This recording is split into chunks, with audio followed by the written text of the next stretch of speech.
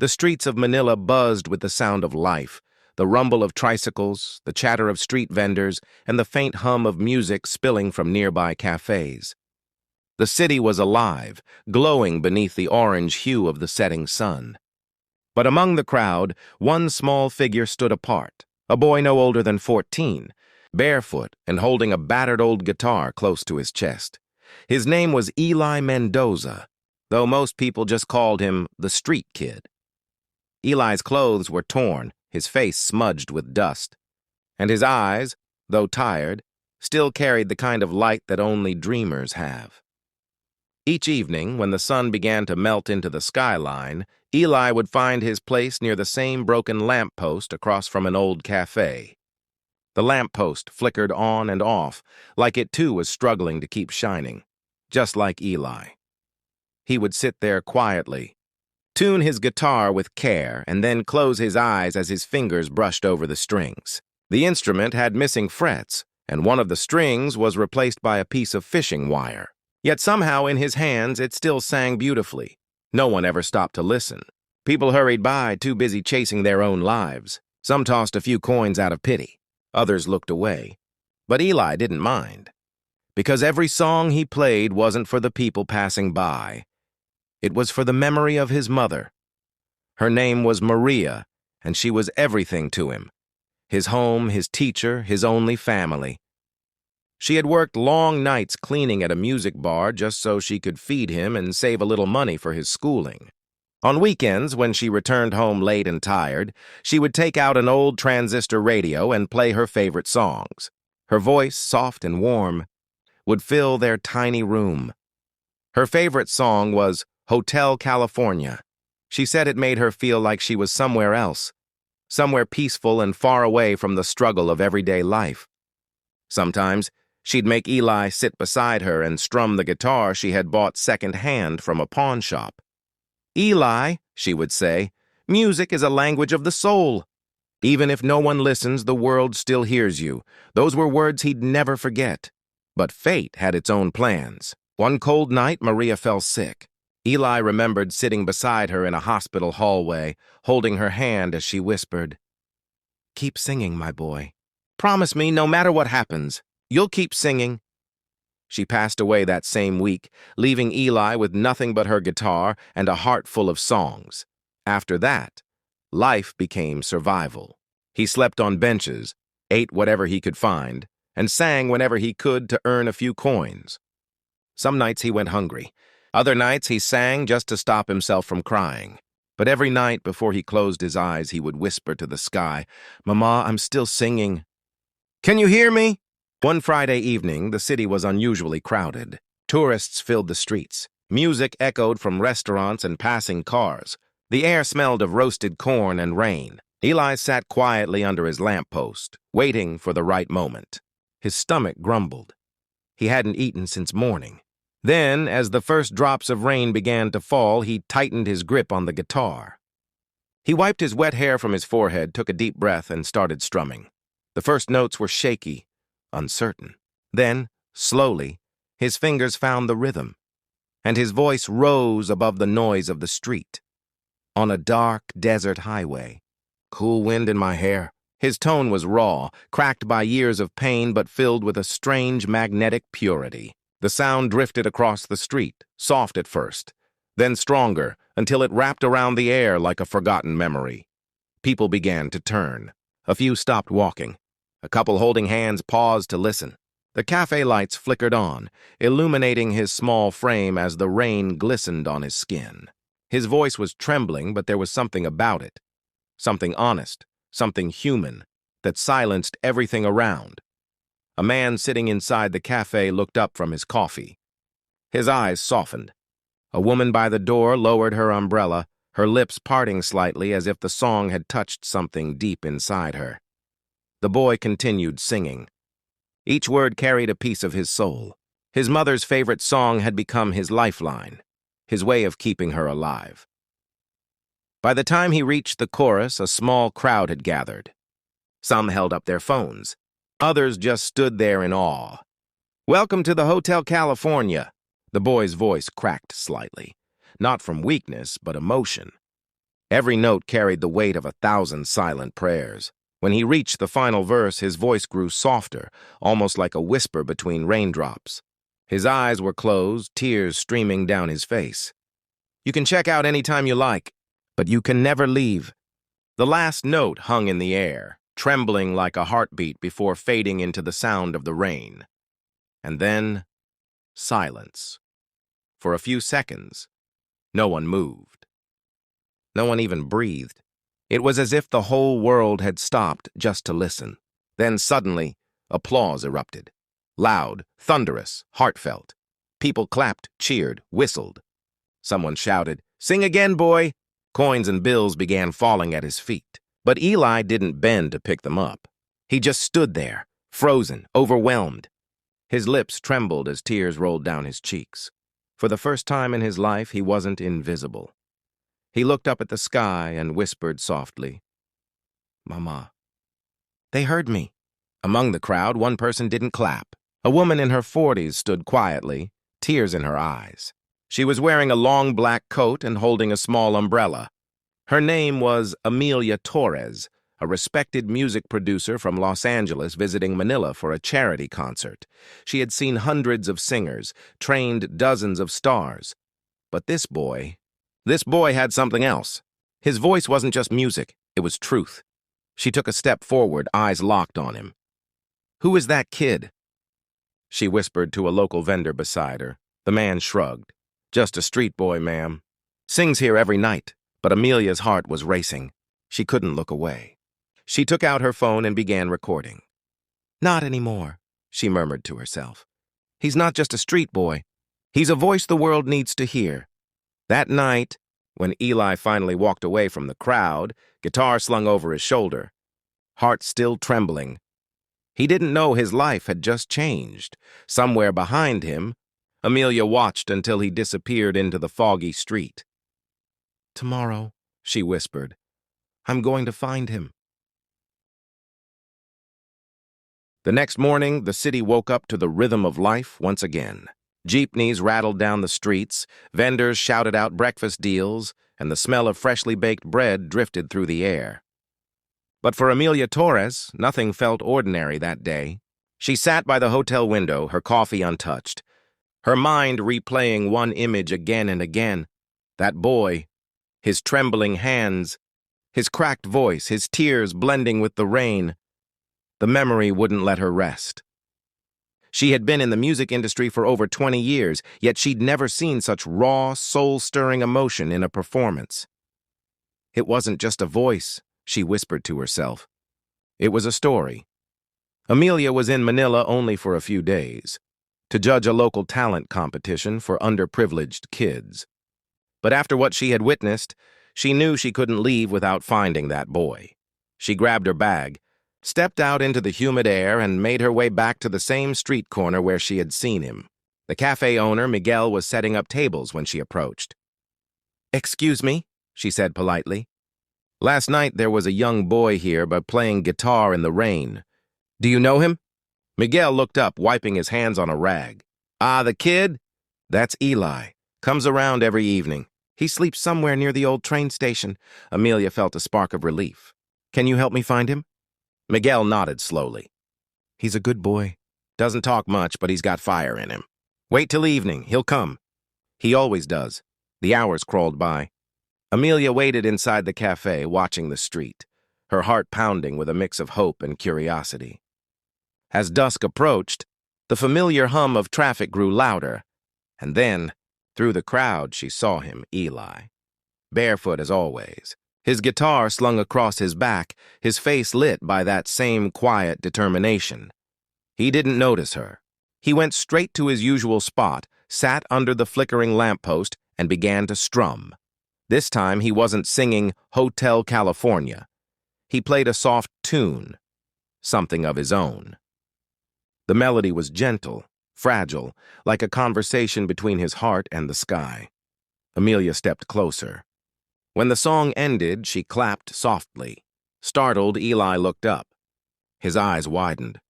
No one had ever applauded him after the song ended, especially when the crowd was gone. "That was beautiful," she said warmly. Did you write that yourself? Eli hesitated, his voice small. Yes, ma'am. Just something I made up, she smiled. You have an incredible gift, Eli. My name's Amelia. I work in music. I'd like to help you. He frowned slightly, unsure if she was serious. Help me? How? Amelia crouched down to meet his eyes. I want to hear you sing again. But this time not on the street, in a real studio. You deserve to be heard, Eli. Eli's heart pounded. No one had ever spoken to him like that, not with pity, but with belief. I don't have money, he stammered. Or clothes for that, she smiled gently. Don't worry about that. You just bring your voice. That night Eli didn't sleep. He sat beneath the bridge where he usually stayed, staring at the stars. His mother's voice echoed in his mind. Someday, you'll sing this song in front of a big crowd. He clutched his guitar and whispered, Maybe. Maybe tomorrow's that day, Mama. The next morning, Amelia sent a car to pick him up. When he arrived at the recording studio, Eli froze at the sight. The bright lights, the microphones, the glass panels separating the booth from the sound engineers. He looked around nervously, clutching his guitar as if it were his only lifeline. It's okay, Amelia said softly. Take your time. Just breathe. She handed him a bottle of water. You can sing anything you want. Whatever makes you feel alive. Eli nodded slowly. He stepped into the recording booth. His hands trembled as he adjusted the mic. Then, after a long silence, he began to play. On a dark desert highway, cool wind in my hair. The sound filled the room, gentle at first, then growing. Amelia closed her eyes. Even surrounded by professional equipment, his voice still had that same street magic, that soul that couldn't be taught. By the time he reached the chorus, even the sound engineers were motionless. The room seemed to breathe with him, and when the final line faded, Amelia felt tears rolling down her cheeks. You did it, Eli, she said, stepping into the booth. That was beautiful, he smiled shyly. My mama taught me this song. She'd be so proud, Amelia replied softly. And you're going to make the world proud, too. 2 days later, Amelia uploaded a short clip of Eli's performance on her official music page with the caption, This boy sang Hotel California on the streets of Manila. His voice deserves the world's ears. Within hours, it exploded. People from all over the world shared the video. Comments poured in. This gave me chills. He sings with pain, but it's beautiful. Please find this boy. He needs a stage. By morning, the clip had millions of views. News outlets started calling Amelia. Talent shows reached out. Even the official Eagles fan page shared the video, writing, The soul of this song lives in voices like his. Eli didn't understand it at first. He didn't have a phone or internet. But when Amelia brought him to her office the next day, she turned the screen toward him. Look, Eli, she said. The whole world is listening. His eyes widened. Thousands of comments scrolled past his face, strangers cheering for him, people offering help, others asking how they could donate. They liked it? He whispered. They loved it, Amelia said. And they want to hear more. Eli's lips trembled. He pressed his hand to his chest and whispered, Mama? They really heard me. Days turned into weeks. Amelia arranged for Eli to perform live at a charity concert, the same event she had come to Manila for. It was his first time standing on a real stage. He wore a simple white shirt and clean jeans, donated by the crew. The guitar, still old and worn, hung proudly from his shoulder. The stage lights blinded him for a moment, and he felt his knees shake. He whispered softly, This is for you, Mama. And then, the first note rang out. His voice floated across the audience, powerful, trembling, pure. The hall fell silent, just as that rainy street had once fallen silent. And when he finished, the entire crowd stood, clapping, cheering, crying. Somewhere backstage, Amelia watched with tears in her eyes. She knew, in that moment, that she had found not just a singer, but a story that would inspire millions. The applause echoed long after the last note faded. Eli stood frozen on stage, clutching his guitar like it was the only thing keeping him upright. Tears blurred the sea of faces before him. Thousands of people standing, clapping, cheering. For a moment, he couldn't move. He just looked up at the bright lights and whispered under his breath, "Mama." They heard me. They really did. When he stepped off the stage, Amelia Torres was waiting. Her eyes shimmered with pride and warmth. She pulled him into a hug, and for the first time in years, Eli felt something he thought he'd lost forever. Family. "You were born for this, Eli," Amelia said softly. "You didn't just sing a song tonight. You told your story." That night, news channels and social media exploded again. The headlines read, "Homeless boy from Manila stuns the world singing Hotel California Live." To pure soul, pure talent, Eli's voice brings the internet to tears. Clips from his performance went viral across the globe. People from different countries, the US, Canada, the Philippines, and beyond, shared his video with captions like, "Faith in humanity restored." Donations poured in. Amelia's team received calls from record labels, charity groups, and even schools offering scholarships for Eli. But amidst all the noise, the boy remained humble, the same quiet soul who once sang under a broken street lamp. A few months later, Eli moved into a small apartment arranged by Amelia. The walls were plain, but to him it felt like a palace. For the first time, he had a bed, clean sheets, warm meals, and a door that locked. Every morning, he'd sit by the window with his guitar and watch the sunrise. Sometimes he'd hum softly to himself. Other times, he'd talk to the sky. "Mama, I made it this far, but I still miss you." He started taking music lessons and recording new songs, originals inspired by his life, his struggles, and his mother's memory. His voice matured, but the raw emotion stayed. He sang for the poor, the lonely, the forgotten, because he had been all three. One evening, months later, Amelia received a call from the Global Talent Festival, one of the world's biggest music stages. They wanted Eli to perform live, representing hope, courage, and the universal language of music. When Amelia told him, he froze. "Me? On TV, in front of the world?" "Yes," she said with a proud smile. "The world needs to hear your story again." The day of the event arrived. The stage was enormous, thousands of lights, cameras, and people from different nations. Backstage, Eli's hands shook as he held his guitar. He looked at Amelia. "What if I mess up?" She smiled gently. "Then you'll still be the boy who sang from his soul, and that's enough." He nodded slowly. "Okay, I'll sing for her." When he stepped onto that massive stage, the crowd went silent. A spotlight fell on him, and in that moment, it felt as if time itself paused. He took a deep breath and whispered, "This is for my mother, Maria, and for every child who still dreams, even when the world doesn't see them." Then he began to sing. "On a dark desert highway, cool wind in my hair." The hall fell utterly still. His voice echoed through the air, raw, powerful, angelic. The same voice that once floated through the rainy streets of Manila now filled a world stage. As he sang, the camera zoomed in on his face, eyes closed, tears glistening. People in the audience began to cry.